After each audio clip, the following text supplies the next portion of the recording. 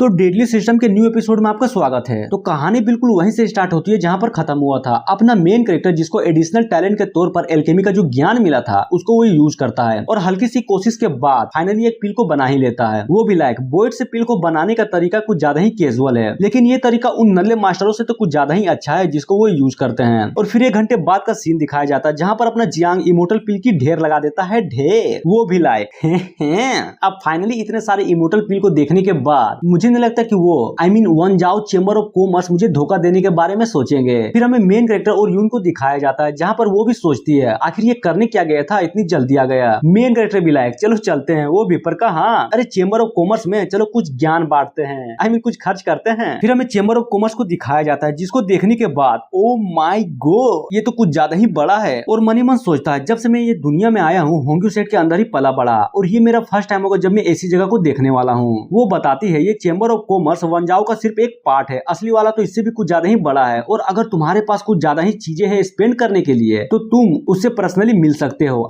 उनके मालिक से। जियांग लाइक ओ इंटरेस्टिंग, जैसा कि ये chamber of commerce Holi land के साथ कुछ ज्यादा ही बिजनेस में इन्वॉल्व है, तब तो मैं भी देखना चाहूंगा कि आखिर इनमें ऐसी क्या बात है जो होली लैंड के साथ ये लोग बिजनेस करते हैं। और बोलता है चलो अंदर चलते हैं। तभी ये गार्ड जियांग को रोककर बोलता है आखिर कहाँ, यहाँ पर सिर्फ कॉमर्स के मेंबर्स ही आ सकते हैं और तुम्हारे शक्ल को देखकर ही लगता है कि तुम मेंबर हो ही नहीं सकते। जियांग सोचता है अरे वाह मेंबरशिप गजब, अब तो मैं इस मालिक से जरूर ही मिलना चाहूंगा जिसका ये आइडिया है। और बोलता है भाई देख हम लोगों के पास कोई मेंबर कार्ड तो नहीं है, तो तुम ही बता दो आखिर कैसे बनना है। और ये सुनने के बाद वो भी फुल एटीट्यूड में बोलता है ओ तो तुम्हें मेंबर बनना है क्या, तुम्हारी औकात भी है जो यहाँ पर खड़े हो सको। यून भी लाइक तुम कमीने कहीं के, अरे रुक भी जाओ, गुस्सा करने की कोई भी जरूरत नहीं है। तो भाई बोल क्या तू सच में यहाँ का मेंबर है, होना ही चाहिए। वो भी अबे साले में खुद इस चेंबर का पार्ट हो तो भला मेंबर क्यों ना होऊंगा। जियांग भी लाइक नाइस, तो फिर ये लो पिल और जाओ अपने बाप को दिखाओ, अपने मालिक को। और जैसे वो इस पिल को देखता है पूरी तरह से हिल जाता है, अरे बाप रे ये तो इमोर्टल ग्रेड की पिल है और वो भी हाई लेवल की। तो बेटे ये लो और पिल। और ये देखने के बाद उसकी तो और फट जाती है। वो भी लाइक मन में सोचता है सिर्फ एक गोली बनाने के लिए ब्लड एसेंस की जरूरत पड़ती है और ये कुछ ज्यादा ही होता है, पर इस लोंडे के पास इतने सारे कैसे आ गए, आखिर ये बीसी है कौन। लगता है मैंने आज किसी गलत आदमी को ऑफेंड कर दिया और इनकी बेइज्जती भी कुछ ज्यादा ही कर दी। जियांग बोलता है अरे क्या हुआ, मुंह में गोटा फंस गया क्या,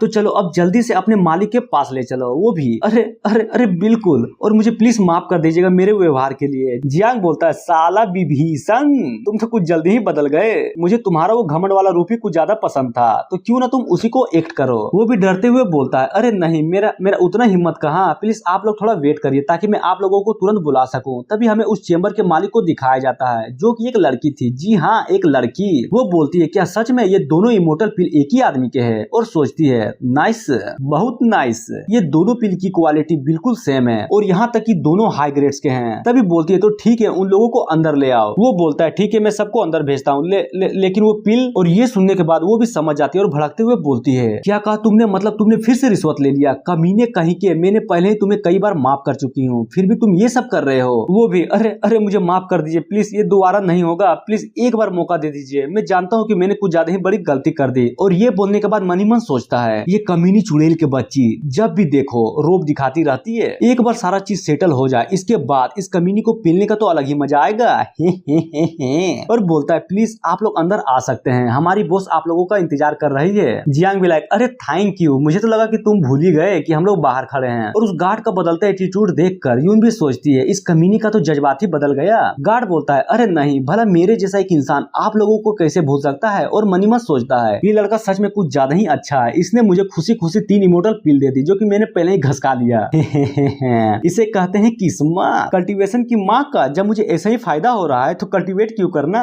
और सारा माहौल देखने के बाद जियांग भी सोचता है ये जगह तो कुछ ज्यादा ही शानदार है, अगर यहाँ के सिर्फ खजाने को ही धर ले तो पूरे 10 सेक्टर को मिलाने के बाद भी उनके खजाने को मिलाने के बाद भी वो लोग इनकी बराबरी नहीं कर पाएंगे। नाइस, इसे कहते हैं अमीरी, जिसे देखने के बाद लोगों की गांड फट जाती है, गांड। बॉस बोलती है अरे आप लोग खड़े क्यों हैं, चलिए जल्दी से बैठ जाइए ताकि हम लोग आराम से बात कर सकें। वो भी अरे बिल्कुल, यहाँ पर हम लोग बात ही तो करने आए हैं। यून भी लाइक ओ तो ये है चेंबर का मालिक। जियांग बोलता है मुझे लगा नहीं था कि इतने बड़े चेंबर की मालिक एक खूबसूरत लड़की होगी। वो भी अरे आप तो कुछ ज्यादा ही मेरी तारीफ कर रहे हैं, हालांकि ये चेहरा सिर्फ दिखाने के लिए है, जिसको देखकर लोगों को कुछ ज्यादा ही गलत फहमियां हो जाती है। जियांग ओ तो ऐसी बात है, अरे बिल्कुल, और मैं भी कुछ ज्यादा ही उत्सुक थी तुमसे मिलने के लिए, आखिरकार तुम इतने फेमस जो हो, और ये लड़की जो कि तुम्हारी बगल में बैठी है कहीं वो यून तो नहीं जो कि ताई इमोर्टल सेट का डिसाइपल है, पर अनफॉर्चुनेटली पूरा सेट ही डिस्ट्रॉय हो गया। यून भी लाइक आखिर तुम ये सब कैसे जानती हो? बॉस बोलती है अगर मैं बोलूं ये सब मेरे कानों में उड़ते हुए आई तो क्या तुम मानोगी? क्या तुम जानती भी हो जैसे ही तुम यहाँ पर आए तभी मैंने तुम दोनों को पहचान लिया था